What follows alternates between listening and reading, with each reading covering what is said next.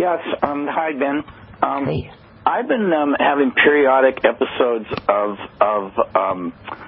bad headaches and nausea, which sometimes can last up to 2 days, and it usually occurs. I wake up with them. I go to bed feeling fine, and I wake up with them. And do you wake up early? Pardon me? Do you wake up really early, or how early do you wake up? Around 6:30. Okay. That's not unusual if you're going to get a headache that you'd get it at that time of the day, because that's when your cortisol spikes. Now, would you say that's it sounds like a migraine. Have you been diagnosed that way? No, I haven't. I haven't actually been. I've been just to a regular doctor, not a neurologist or anything like that. But well, not much a neurologist about migraines and stuff. Mine doesn't really fit that bill. Okay, you don't have the visual thing, the aura they call.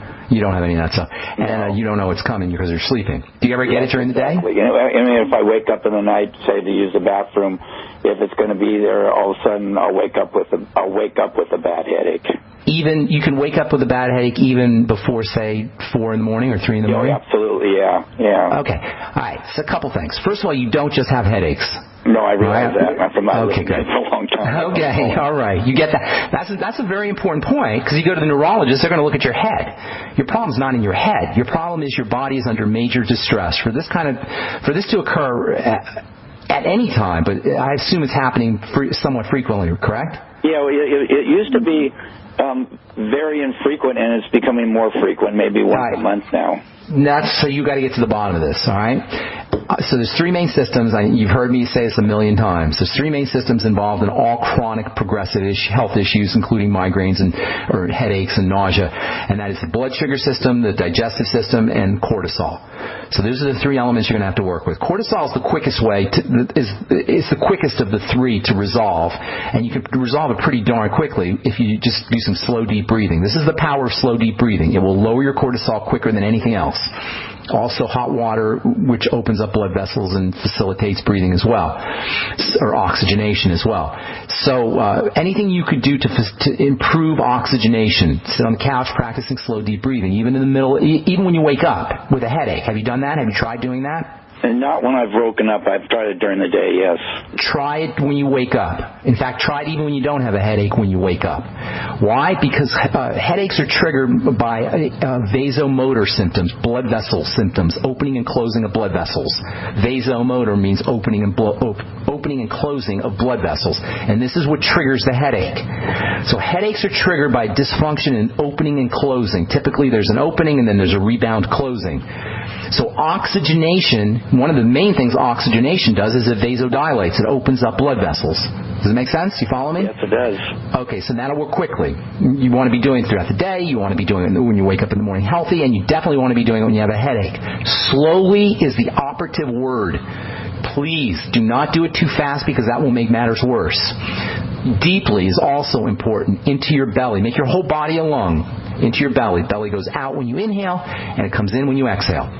And then thirdly, the rhythm is very, very important. Make sure you're getting into a nice, slow, even rhythm. This is where the body relaxes. A headache is the manifestation of overactive too much sympathetic nervous system activity, stress, emergency, whatever you want to call it. So we're calming the body down. Step number 1. Step number 2, you have to have 0 tolerance for sugars and anything that spikes blood sugar. Go ketogenic.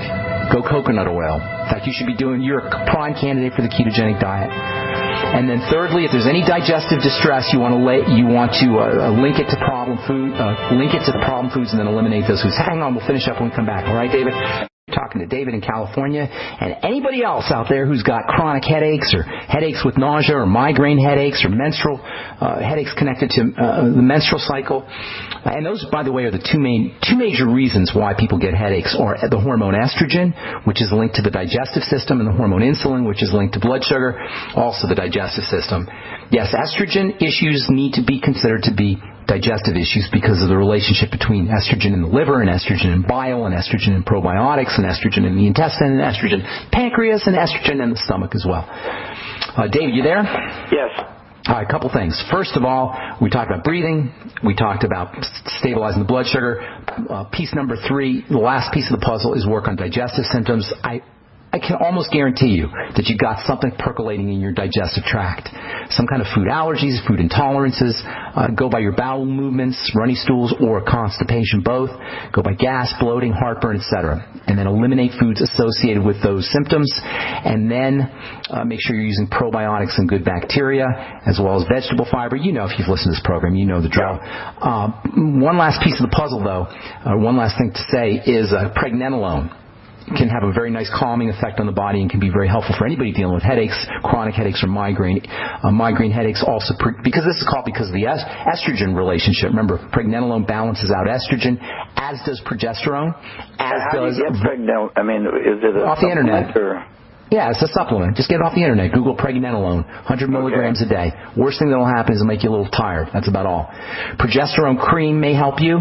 DHEA, you've heard of that, I'm sure. That might help you. DHEA, maybe 10 milligrams a day. Let's see if there's anything else I want to tell you. I think that's sticking in my mind here. Youngevity products, which I take a fair amount. Healthy Star Pack, Fucoid Z, Ultimate Selenium, and Nightly Essence. And the Nightly Essence. Don't forget your Nightly Essence. That's super important. You might want to try the Ultimate Niacin. That's got some vasodilating, blood vessel opening properties, and it's also help you with your blood sugar if you got any issues there. How old are you, by the way? I'm 60. And are you on any medication? No.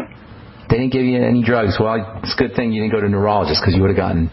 Yeah, I mean, I haven't wanted to, but I mean, I just. You don't need one. You don't need a neurologist. Kind of getting over one of those, and it's almost like a 2-day affair now. And with this kind of hangover afterwards. That's awful. That's awful. Like what happened, you know. Are you doing BTT? Make sure you do extra BTT when you have that hangover. Yeah, I do. I take it twice a day. And do extra and sip it throughout the day when you have that headache. See if you can link foods that you ate before you went to bed or, you know, in the afternoon, whenever. Yeah, I'm trying to do that now. See if there's a connection there. Absolutely. And then I would be going ketogenic for sure, and I would actually be doing a 2 or 3 day fast for sure, just to clear the decks. And you may find, if you find that when you fast your headaches go away, that's going to be a really good piece of information for you. Yeah, that would be worth it. Will you let me know? In the middle of it, let me know anyway because you don't feel like eating. Well, that's good, but you want to catch it before. You don't want to have to deal with it. Yeah, right. So let me know. Well, yeah, I appreciate it if you let me know. Either send me an email, ben@ksco.com, or call us back. I'd like to know what you find out, and we can help some folks. Yeah, I'm on listening to your radio, the KSCO. That's what I listen to you on it as it is. So. No, my email is ksco.com, ben@ksco. No, I know that, but I mean, KSCO is a station I listen to you on. Okay. Are you in Santa Cruz? Yeah. All right, good. You listen to KSCO? I heard you, I went and saw you speak at, this was a couple, 2 or 3 years ago. Okay, cool. So I'm sure I'll recognize you if I see you again. I'll be out there in Santa Cruz hopefully in the next few months. Oh, good. I love Santa Cruz. Definitely go and listen to you. You put on quite a good presentation. I appreciate that. And by the way, Santa Cruz is so awesome. My home away from home, I have to say. And I would never argue with you about that. It's just a beautiful, wonderful place. And you know what the best part about Santa Cruz is? And it's not the weather, I'll tell you that. The best part about Santa Cruz is the people. They're smart, they're interesting, they're they're thoughtful people, and it's just a pleasure to go out to Santa Cruz. I would never. The only drawback to Santa Cruz these days is the traffic. Everybody wants to. And the traffic sucks. That is definitely true. The traffic's awful. Sure, all right, David. Be good. Thank you very much. All right, good to talk to you. Love Santa Cruz. Absolutely love Santa Cruz. All right, 844-236-6010. Carl, the Truth Raider. What's going on, brother? How you doing, man? I got a couple things to talk about really quick here. We're running out of time here, but to touch on that subject of migraines, apparently the subject there is suffering from. A lot of it's due to potassium, magnesium, iodine, selenium, and certain other type of nutrients and electrolyte deficiencies. No kidding. Thank you, Carl. That's definitely true. I completely agree with that. So you mentioned something. Yeah, you mentioned iodine. People don't realize iodine's a very important brain health nutrient. Everybody thinks about it for the thyroid, but one of the major signs of iodine deficiency in pregnant moms is something called cretinism, where you get babies who have insufficient brain development. So iodine is one of the most important supplements for a pregnant mom to be taking for her baby's brain, and also babies should be getting not necessarily supplemental iodine, but if mom is getting iodine as a supplement, it'll come out in the breast milk. Babies should be getting making sure your baby gets enough iodine as well through breast milk. Of course, that's the way to do it. So that's a good point. Thank you for raising that up. Carl, what's going on? Is that what you want to say, or something else? Well, no, I have something to talk about, but it segues into the subject I want to speak about. It's also possibly that the individual's probably, you didn't ask him if he happens to drink wine or any type of alcoholic spirits. That also triggers migraines as well. Do you get migraines? Not very often, but when I do, I double up on, believe it or not, I take Concord grape juice. And that helps the migraine? Within a few hours, or minutes to up to a few hours, it turns from the pain all over the body to like a warmth and to like a pressure, and then it just, the pulsating, and then it disappears. What proof is your grape juice?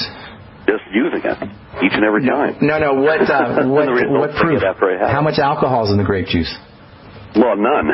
No? Well, I thought it was special grape juice. It's got sugar, tons of sugar in it, and sugar does convert into alcohol. That is true. Well, I don't know necessarily about that, but here's the thing. What you may be experiencing is hypoglycemia migraine headaches or headaches that are associated with low blood sugar. Right. And sometimes, I forgot, actually, that's a good point, Dave. I forgot to mention that to Dave. Low blood sugar can trigger a migraine headache. Hey, Dave, if you're listening, you may be noticing the effects of low blood sugar, so maybe a little bit of protein before you go to bed. Anybody who's dealing with things like waking up quickly in the middle of the night, or waking up in the middle of the night and not being able to go back to sleep, or even perhaps migraines or headaches when you wake up, may be dealing with the effects of low blood sugar. During the night, our body is doing its chemistry. It's doing business, so it's using sugar. And if you don't have any sugar in your system, you're going to go into low blood sugar hypoglycemia states in the middle of the night or first thing or early in the morning, and that can create a problem. So having a little bit of protein before you go to bed, a little bit, say bone broth protein or some easy to digest protein, fish or a bone soup, or just a little bit before you go to bed. That can help you if you're one of those folks that wakes up in the middle of the night and can't go back to sleep, or if you're listening, Dave, that might help you with your migraines.